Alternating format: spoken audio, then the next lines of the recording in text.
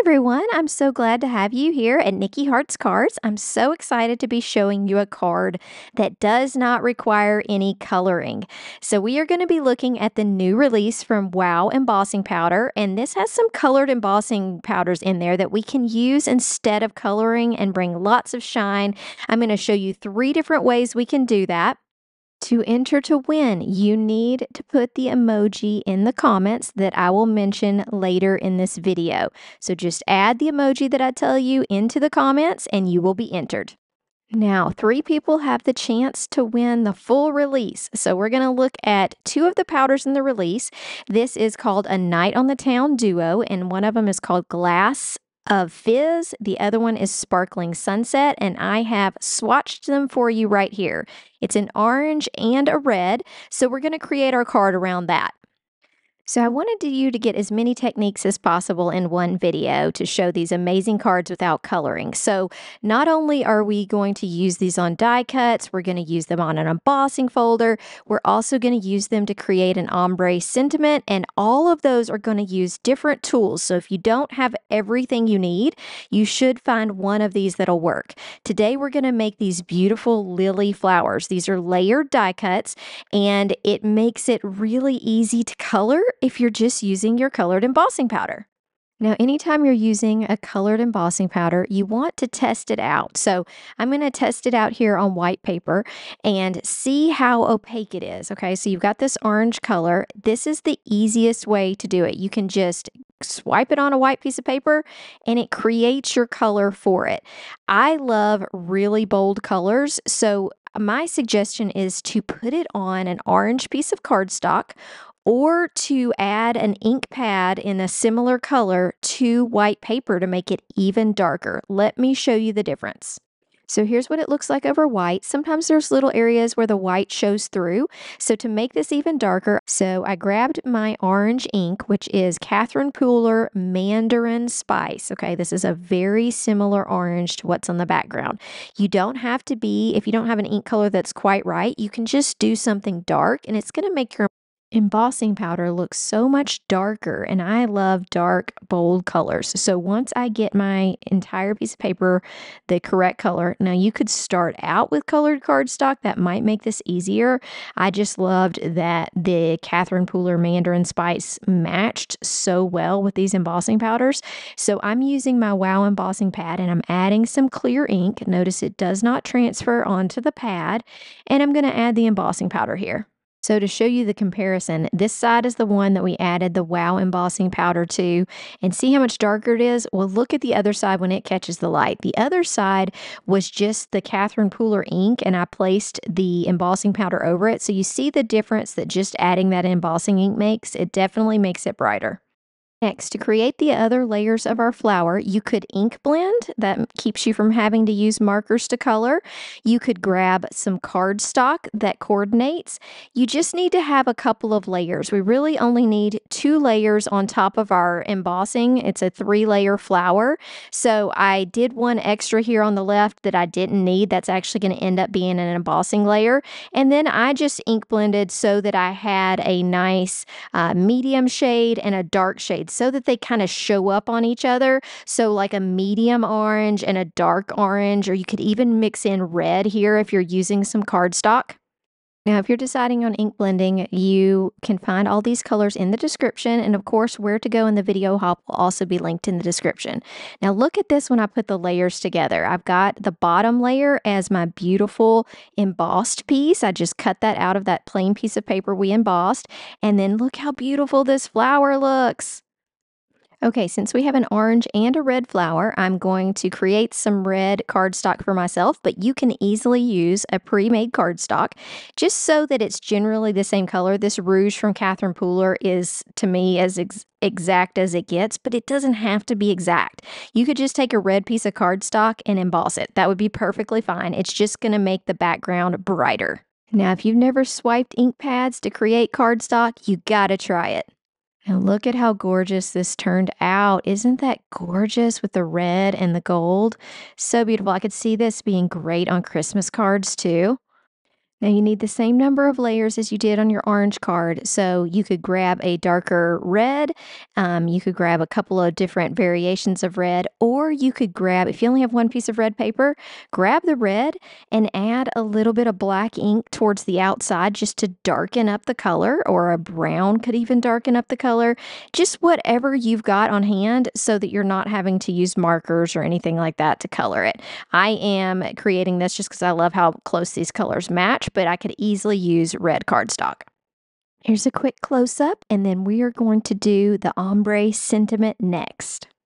Since I'm using a die cut for my sentiment, I grabbed some double-sided adhesive and I'm going to put it over the piece of paper, and then I'm going to place my sentiment down so that I'll be able to take that release paper off and use it as the sticky element to hold on to my embossing powder. And then I'm going to show you the easiest way to make an ombre sentiment.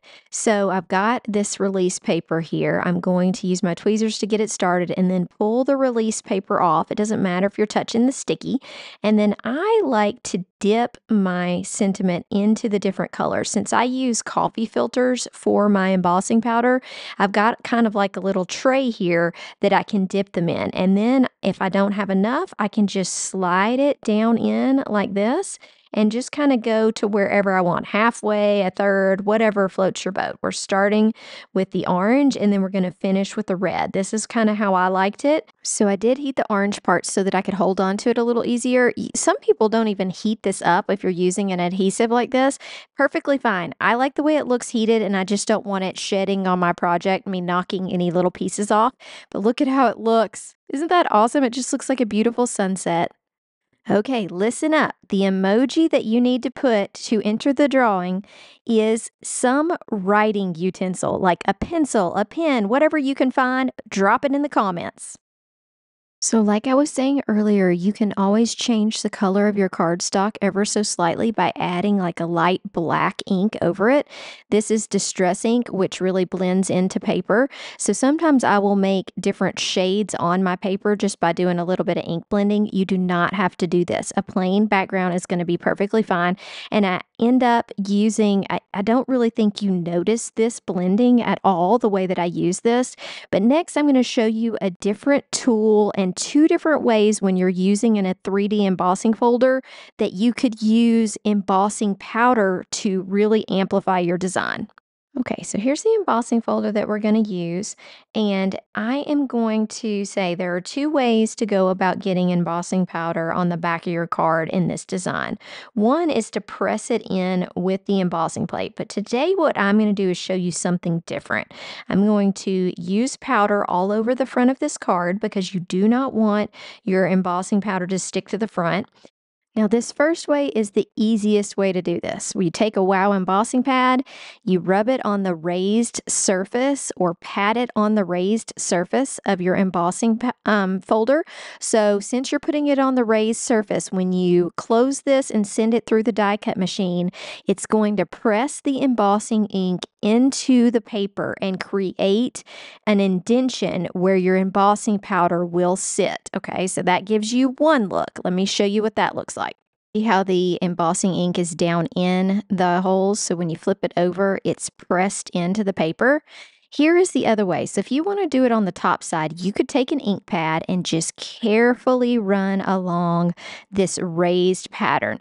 I decided today that I would play with my embossing pen. This is basically a pen that has embossing ink in it, and I'm going along these areas. It's faster to do this with an ink pad, but you just have to be more cautious. I feel like with my pen, I can just kind of follow those raised areas, and I can get thinner lines than what I would get with the embossing pad. So what I did is when I got about a fourth of a way down the panel, I went on and put the embossing powder on and heated it up. You could just leave it like that. I just didn't want to get that embossing powder on my pen, and I wanted to make sure that I got the whole design. So I went on and used my heat gun on this and heated it up and got that set. Then I started again with the embossing powder pen. So I continued this throughout the design and it turned out so beautiful. Just wait till I put these sparkly flowers on this background with the hint of embossing powder. It looks so beautiful. And I used the orange of those two colors for this background. You could pick the red. It didn't really matter. The dark background allows the color to show through barely, but it really shows off that gold glitter in the powder. And here's how that's looking. I wiped everything off, all the powder off of that microfiber. Looks beautiful. While I put this card together, I'll do a quick review, but I also wanted you to know that all of the supplies will be listed in the links in the description, so check those out. Okay, let's do a quick review. We did this amazing card with no coloring. We used embossing powder on the back of our die cuts to create one of these layers. The other one could be colored cardstock or you could ink blend. That's perfectly fine. We also used embossing powder on an embossing folder to create that wonderful detail in the back and then created an ombre sentiment. How amazing! Make sure if you want to enter the giveaway today that you comment with an emoji for a pencil or a pen in the comments below. That enters you for a chance to win this entire release. And I'm so happy to have had you on the channel. Make sure you hit like and subscribe. I'd love to see you again. I'll pop up some videos at the end I think you'd be interested in. Have a great day. Bye.